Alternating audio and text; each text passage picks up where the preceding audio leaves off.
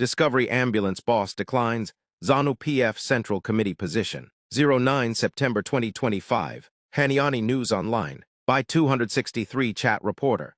Discovery Ambulance Services Chief Executive Officer David Mnangagwa has turned down suggestions that he should contest for a place in ZANU-PF Central Committee, saying his focus is firmly on strengthening Zimbabwe's emergency medical response. In a statement, Mnangagwa, who has been praised for his role in the Presidential Emergency Medical Scheme, PEMS, said he was humbled by the encouragement and support but insisted that his duty lay elsewhere. "I must respectfully decline at this time. My heart remains firmly rooted in the work we are doing through Discovery Ambulance Services under PEMS," he said. Mnangagwa added that his top priority was contributing to the government's Vision 2030 agenda of health for all by improving ambulance and emergency services across the country. This decision is not born out of a lack of appreciation for the honor extended, but from a deep sense of duty. Our work through PEMS is not about recognition or ambition. It is about saving lives and making a lasting impact in the lives of ordinary Zimbabweans,